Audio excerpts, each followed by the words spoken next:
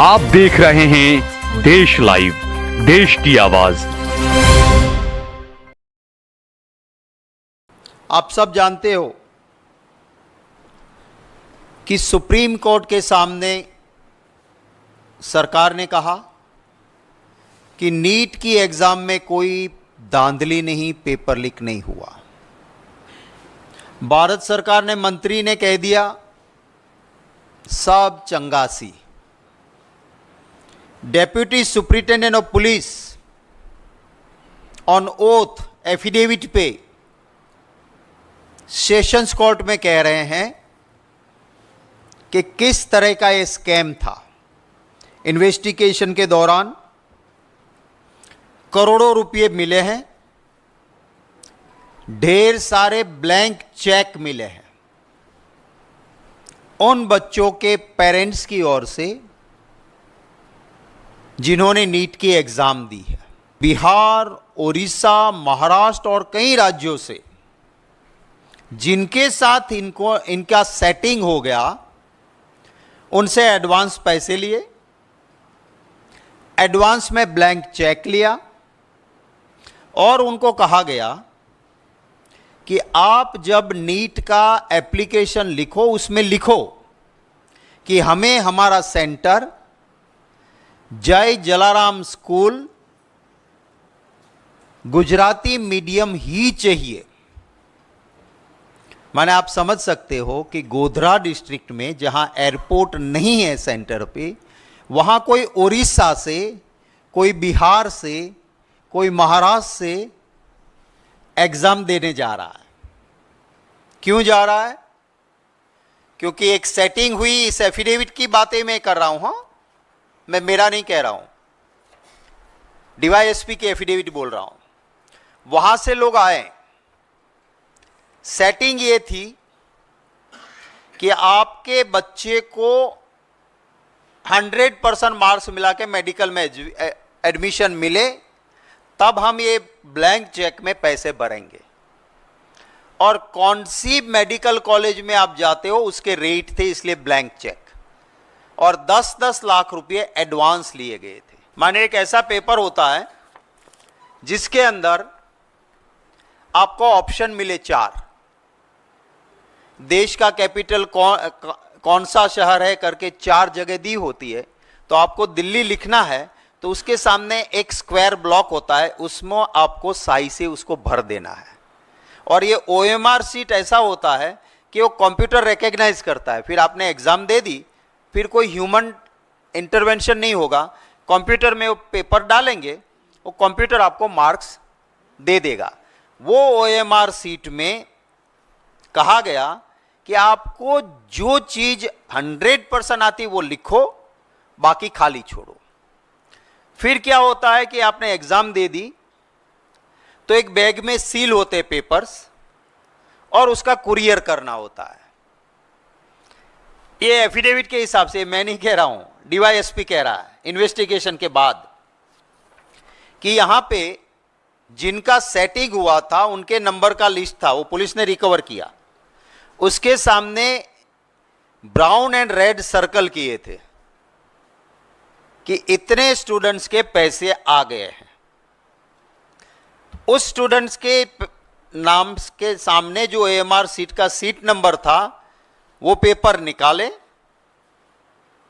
जहां पे इन्होंने नहीं आते थे, वो आंसर नहीं भरे थे, वहां ये गुनेगारों ने वहां पे राइट आंसर टिक कर दिए। फिर से बैग को सील किया और कुरियर करके भेज दिया। एक्यूज नंबर 1 जो पहला गुनेगार है वो है तुषार रजनीकांत भट्ट। वो नीट परीक्षा के लिए, नीट की एग्जाम के लिए सेंटर सुप्रिंटेंडेंट है। और वो जय जलाराम स्कूल जो है, जय जलाराम पे अभी आप बाद में सुनेंगे कि क्या उसका जय जयकार है, वो मैं बताऊंगा आपको। पर ये जो जय जलाराम स्कूल है उसके अंदर वो प्रोफेसर है और उसको नीट का डेप्यूटी सेंटर सुप्रिंटेंडेंट बनाया गया। वो गुनहगार नंबर 1 है। उसके बाद है नंबर 2 पुरुषोत्तम महावीर प्रसाद, वो है पूरे नीट की एग्जाम के लिए सिटी कोऑर्डिनेटर, माने एक ही सेंटर नहीं, जितने सेंटर्स उधर है उनका सिटी कोऑर्डिनेटर है। और वो कौन है? जय जलाराम का प्रिंसिपल है। जय जलाराम याद रखिएगा आप जरा, क्योंकि जय जलाराम की आगे बात आएगी। ये 2 मेन एक्यूज्ड ये हुए। फिर 3 और लोग हैं। ये दोनों ने क्या काम किया कि कहलवा दिया कि स्टूडेंट को तुम्हें नहीं आता है वो ब्लैंक छोड़ो। ये दोनों की जिम्मेवारी थी कि पेपर्स बक्से में सील करें और तुरंत कुरियर करें। इन्होंने बक्से में पेपर डाले, फिर सील खोला, सही आंसर्स कर दिए टिक, पैक किया बक्सा और भेज दिया। ये इन्वेस्टिगेशन के बाद ये एफिडेविट में डेप्यूटी सुपरिटेंडेंट ऑफ पुलिस कहते हैं। 3 और लोग पकड़े गए हैं, ये जेल के अंदर हैं ये दोनों लोग। 3 और पकड़े गए हैं, जिसमें एक है परशुराम बिंदनाथ, एक है विनोद आनंद, और इन दोनों के ऊपर एक है आरिफ वोरा। आरिफ वोरा, इनका काम क्या था कि जो सेटिंग वाले जो स्टूडेंट्स नीट दे रहे हैं उनके माँ बाप को मिलना है, उनसे एडवांस लेना है और ब्लैंक चेक लेना है। और एक लिस्ट बनी थी कि फला कॉलेज में आपको मिलेगा तो इतना, तो वो ब्लैंक चेक इसलिए कि आपको कहाँ एडमिशन मिलेगा उसके हिसाब से पैसे भरे जाएंगे। इन तीनों ने ये पैसे इकट्ठे किए। इनके वहाँ रेड हुई, 5 के वहाँ करोड़ों रुपये मिले, ब्लैंक चेक मिले। अब मैं जो ये आरिफ वोरा जनाब है वो क्या है? वो बीजेपी के वाइस प्रेसिडेंट है मोर्चा के, माइनॉरिटी डिपार्टमेंट के। और उनकी तस्वीरें कहां कहां है, फर्स्ट पार्ट दिखाइए जरा।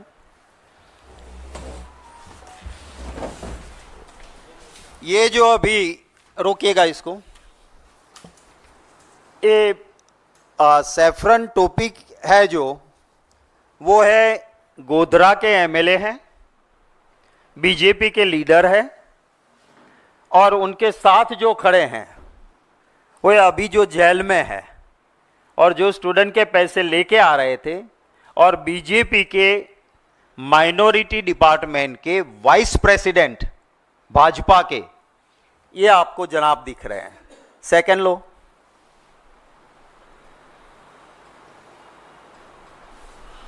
रोको, थोड़ा ऊपर ले सकते हो इसको। प्रधानमंत्री जी के साथ ये इनका प्रोफाइल है। ये अभी जेल में, ये जनाब खाता नहीं, खाने देता नहीं के साथ, करोड़ों से कम खाता नहीं, सच बोलने वाले को चैन की रोटी खाने देता नहीं। नेक्स्ट, ये युवा नेता है बीजेपी का, वो पुष्पगुच्छ दे रहे हैं इनको। नेक्स्ट, ये एक्स मिनिस्टर है, बीजेपी के विधायक है। उनके साथ ये जो बीजेपी का कमल वाला जो खेस पहने हुए हैं वो अभी जेल में हैं। भाजपा के वाइस प्रेसिडेंट माइनॉरिटी डिपार्टमेंट, क्योंकि इसको अब ये पूरा लाइसेंस मिल गया है भ्रष्टाचार करने का, क्योंकि कमल वाला खेस पहना है। नेक्स्ट,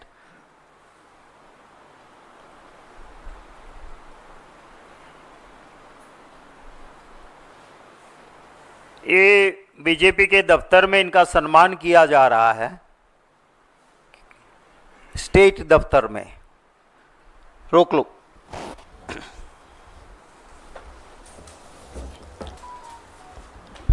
इन लोगों ने मिलके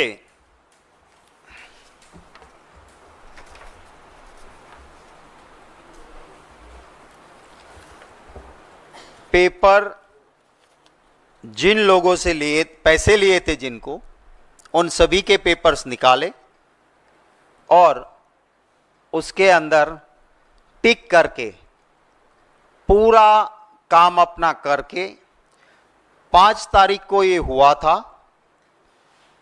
काम सारा हो गया, बक्सा चला भी गया। 3 दिन बाद कुछ लोगों ने जाके कलेक्टर को कुछ प्रूफ दिए कि साहब ये नीट में धांधली हो रही है और आप क्या कर रहे हो। तब जाके कलेक्टर ने डिस्ट्रिक्ट एजुकेशन ऑफिसर और एक टीम को भेजा, उसके में आया कि हाँ ये सही है कि ऐसा हुआ है, ऐसा लग रहा है। तो एक एफआईआर 8 तारीख को हुई, 8 मई को, और उसके बाद इन्वेस्टिगेशन हुआ और इन्वेस्टिगेशन में के बाद ये affidavit deputy superintendent of police ने जो लगाई, उसमें साफ लिखा है कि इस तरह से ये हुआ और 2 सेंटर में हुआ, सिर्फ एक जगह पे नहीं, दोनों जय जलाराम एजुकेशन के अंदर ही हुआ। उनकी बहुत सारी छोटी छोटी ब्रांचें हैं। मैंने आपको कहा था कि जय जलाराम को जरा याद रखना। जय जलाराम स्कूल परवड़ी, गोधरा और पडाल थर्मल, इसके दोनों सेंटर पे से इसी तरह के विद्यार्थियों के धांधली के काम हुए। अब ये जो जय जलाराम है उसको सेंटर दिया गया। आप सारी जो कानूनी प्रक्रिया गाइडलाइंस है कि सेंटर किसको मिलता है, वो सारे गाइडलाइंस को ताक पे लगाते हुए मोदी जी की सरकार ने जो एनटीए जो सेंटर देती है संस्था, जिसमें मोदी जी के चहेते लोग बैठे हैं, उन्होंने जय जलाराम एजुकेशन को एक सेंटर दिया। नहीं देना चाहिए थी, उनको दिए, एक नहीं, एक से ज्यादा दिए। और ये जो जय जलाराम है, मेरे हाथ में एक कागज है, एक ऐसी एजुकेशन चलाने वाली फर्जी फ्रॉड लोग हैं यहां पे कि इनको गवर्नमेंट ने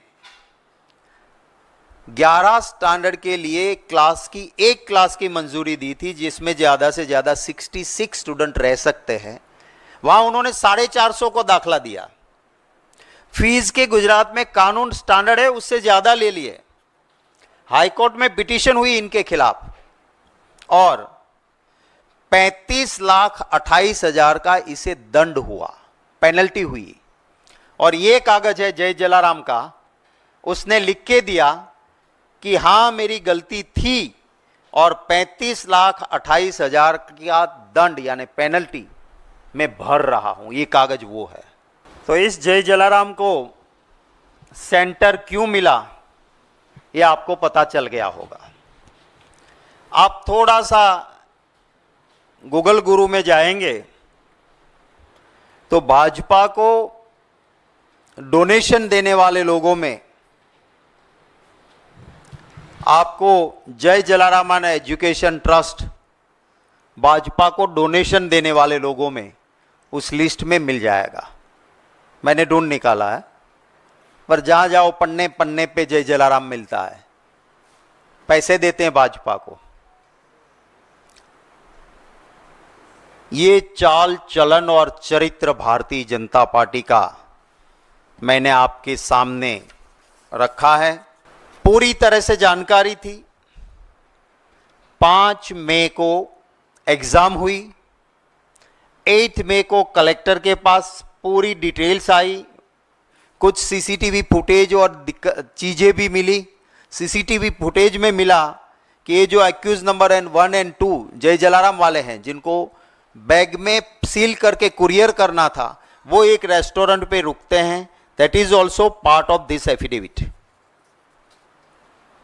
और वहां सीसीटीवी फुटेज में से प्रूफ मिले, बक्सा खोला, नंबर वाले सीट्स निकाले, ओएमआर सीट्स, जहां ब्लैंक स्टूडेंट ने छोड़ा था वहां राइट सही जवाब लिख दिया, बक्सा सील किया और कुरियर किया। ये जानते हुए भी सुप्रीम कोर्ट के सामने सरकार ने झूठ कहा कि नीट में कोई धांधली नहीं हुई है, तो it's a contempt of court, it's a serious contempt of court.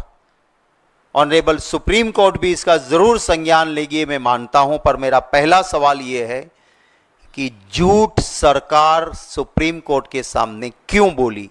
This is my first question.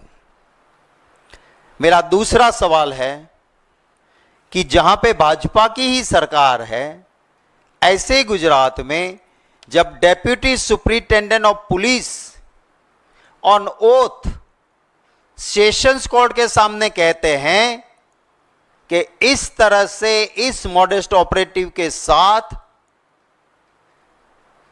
In accused ने ऐसा धांधली की है, करोड़ों रुपये और ब्लैंक चेक भी मिले हैं, वो लिखा है इसमें, किस तरह से स्टूडेंट के OMR सीट भरे गए वो भी लिखा है। ये जानने के बावजूद भाजपा सरकार के मंत्री एजुकेशन के देश को कहते हैं कि नीट में कोई धांधली नहीं है, जबकि 5 मई को एग्जाम, 8 मई को कलेक्टर के पास रिपोर्ट के बाद FIR दर्ज हो गई थी ऑन 8 मई। तो इतना झूठ क्यों? मेरा तीसरा सवाल है कि मोदी जी और उनका ट्विटर नीट मसले पे क्यों चुप रहे? चौथा सवाल है, सारी नीट की गाइडलाइन को ताक पे रखते हुए एक ऐसी जय जलाराम संस्था कि जो धांधली करती है, गलत करती है और उसको हाईकोर्ट के में इसके खिलाफ पिटीशंस होती है और इसके लाखों रुपया दंड भरना पड़ा, ऐसी संस्था को नीट जैसी सेंसिटिव एग्जाम का सेंटर जय जलाराम को क्यों दिया? मेरा अगला सवाल है कि अभी जो गुजरात में जांच हो रही है उसमें सिर्फ छोटी छोटी मछलियों को पकड़ रहे हैं, बड़े मगरमच्छ को क्यों छोड़ा जा रहा है? क्योंकि नीट का सेंटर लाने वाले जय जलाराम, उसका चेयरमैन मोदी जी के साथ खड़े हैं। मेन एक्यूज नंबर 1 और 2 वो दोनों जय जलाराम के एक प्रिंसिपल और दूसरे प्रोफेसर हैं। मेरी संस्था में, मेरे सेंटर में मेरे कर्मचारी ऐसी धांधली करें, क्या मेरी जानकारी के बिना यह संभव है? जब ये चेयरमैन इतना पावरफुल है कि प्रधानमंत्री जी और प्रधानमंत्री जी की खास एक वक्त में रही मंत्री जी स्मृति ईरानी जी के करीब ही रहते हैं, तो क्या इसीलिए आप इसको नहीं टच कर रहे हो? उस जय जलाराम ट्रस्ट के, एजुकेशन ट्रस्ट के चेयरमैन, जो फैमिली ट्रस्ट है, कोई ट्रस्ट नाम बनी है, ये ट्रस्टवर्दी है ही नहीं, उस चेयरमैन को अभी तक क्यों गिरफ्तार नहीं किया है? लोकसभा हो या राज्यसभा, नीट पे चर्चा इसीलिए नहीं देना चाहती है क्योंकि ये सरासर सरकार में बैठे लोग और उनके चट्टे बट्टों ने लाखों विद्यार्थियों का भविष्य बर्बाद किया है। और इतना सबूत, और ये भी डेप्यूटी सुपरिटेंडेंट ऑफ पुलिस कहते हैं कि इस तरह से ये नीट की एग्जाम में धांधली हुई है, तो मैं नहीं मानता हूं कि अब कोई भी द्वार ऐसा बचा है कि जहां से सरकार अपनी चमड़ी को बचा सकती है। प्रधानमंत्री जी को चुप नहीं रहना चाहिए। प्रधानमंत्री जी तो मैं कितनी सांस लेता हूं उसके लिए भी आईबी लगाते हैं, तो ऐसे फोटो निकालने से पहले क्या ये नहीं पता था कि 2016 में इस आदमी को इतने लाखों रुपए का दंड दिया गया था क्योंकि ये धांधली करता था? तो उसके साथ ऐसे लोगों से क्यों करते हो? आप माइनॉरिटी डिपार्टमेंट का वाइस चेयरमैन ऐसा बनाते हो कि जो आपका एजेंट बन के बच्चों से पैसे लेता है, तो सीबीआई को यह भी सोचना चाहिए। पर ये सिर्फ अगर यहां बैठे चोरों के ट्यून पे डांस करके कोई भी एजेंसी छोटी मोटी मछलियों को पकड़ लेगी तो उससे संतोष नहीं माना जा सकता।